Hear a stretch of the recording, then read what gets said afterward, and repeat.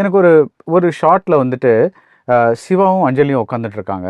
மிகப்பெரிய ஒரு செய்தி அவங்க சொல்றாங்க. அது வந்து இன்னொரு படத்துல வந்து ஒரு அதிர்ச்சிகரமான ஒரு தகவலா இருக்கலாம். ஐயோ இவளுக்கு தெரிஞ்சு போச்சே இது, அந்த மாதிரி இருக்கலாம். ஆனா இங்க வந்து ரொம்பவே கேஷுவலா மியூசிக்கும் சரி, அந்த ஜென்டில் ஷாட்டும் சரி, what you do is you kind of do dolly like a doll back and forth, இப்படியே ஒரு தாலாட்டு மாதிரி ஒரு kind of a thing. How do you choose that shot? அது கட்டுரை தமிழ்ல வச்சுட்டே இருக்கேன் சார். பேசுறாங்க பேரன்புல கூட இருக்கு. I love that. அது என்னன்னா சார், ஒரு ஆடிட்டு இருக்கக்கூடிய ஒரு மனம் அந்த ஒரு அப்படின்னு எடுத்துக்கலாம்.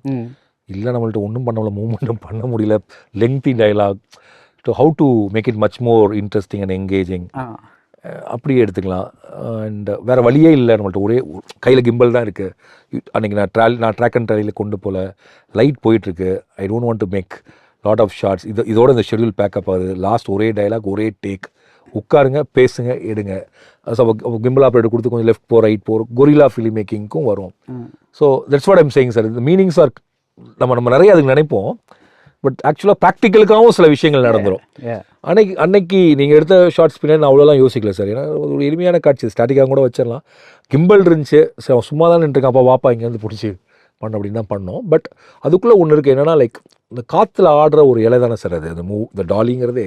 But that's the feeling I got. இந்த பேரன்புல கூட அதுக்கு அந்த பெரும்பாலும் அதுக்கு தான் அதை பயன்படுத்துறதுன்னு வச்சுக்கோங்களேன். லைக் ஒருத்தர் ஒரு முக்கியமான விஷயத்தை சொல்லிட்டு இருப்பாங்க, நீங்கள் அதை கேட்டுட்ருக்கீங்க, அதை முழுமையாக கேட்டாலும் பிரச்சனை இல்லையா, அதை அக்செப்ட் பண்ணிட்டீங்கன்னா தென் உங்கள் இருப்பே பிரச்சனையாயிரும்ல. அவங்க சொல்கிற அந்த உண்மைதான், அவங்க சொல்கிற விதத்தில் அது 100% உண்மை தான். அதை நான் ஏற்றுக்கிட்டேன்னு வச்சுக்கோங்களேன், என் இருப்பே பிரச்சனையாயிடும். ஸோ அப்போ நான் என்ன பண்ணுவேன்னா, கேட்குறேன், எஸ் நான் கேட்டுட்டு தான் இருக்கேன், I accept it, but I am not taking it.